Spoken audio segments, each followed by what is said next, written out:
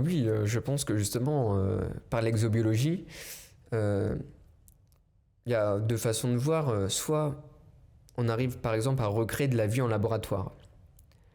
Dans ce cas, ça voudrait dire qu'on est l'égal des dieux. Hmm. Donc forcément, ce serait une révolution. Ou même si on la trouvait ailleurs, dans un autre environnement habitable. Alors voilà, je dis pas qu'on trouverait des petits hommes verts ou des humanoïdes, hein, une vie par exemple bactérienne, quelque chose de très très simple. Ça voudrait dire que peut-être le vivant, à chaque fois que les conditions sont réunies pour que ça puisse se développer, se développe. Et vu que là on sait qu'on est dans une immensité de mondes, peut-être que le vivant, lui aussi, est quasiment universel. Et donc forcément, ce sera une révolution scientifique, une révolution philosophique, parce que justement, bah, notre place dans le monde, même voilà, d'un point de vue organisme vivant, je pense que ça s'élargirait d'un coup.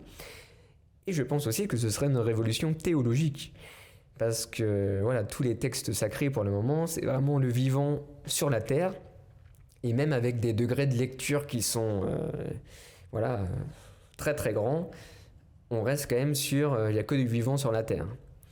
Donc là, si on arrivait à le trouver ailleurs ou alors à le recréer en laboratoire, bon voilà, je pense que ça donnerait matière à penser. D'accord. Et est-ce que tu adhères aux théories que peut-être des aliens nous ont déjà visités ou des choses comme ça? Est-ce que c'est un sujet que tu as déjà touché ou regardé? Alors oui, c'est un sujet forcément qui nous intéresse un peu. J'ai eu l'occasion d'en discuter justement avec quelqu'un pour la journée mondiale des ovnis. D'accord. Donc faire un peu ce qu'on appelle de l'ufologie. Oui, oui, je sais plus exactement quand c'est, hein, mais ça existe. En France, du coup?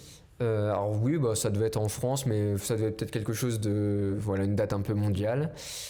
Et forcément, bah, on me posait un petit peu cette question, notamment des ovnis. Parce que ça, c'est quelque chose qui intéresse, qui interpelle beaucoup de gens. Et notamment aux États-Unis, il y a eu des déclarations très récemment, comme quoi il y avait des ovnis. Il devait y en avoir encore 2 ou 3 dans la base de données où on ne savait pas trop expliquer ce que c'était. D'ailleurs, moi, j'aimerais pas parler d'ovnis, je préférais parler d'OVPAY, d'objets volants pas encore identifiés. D'accord.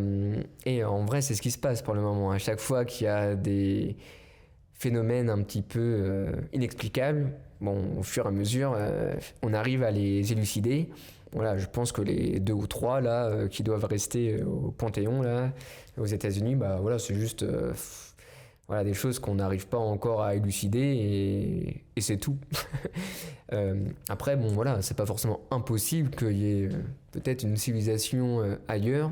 Bon, je pense que si vraiment elle voulait nous visiter, on aurait quand même des nouvelles. D'accord. Ouais, donc tu es plutôt de ce côté-là. Et... Plutôt.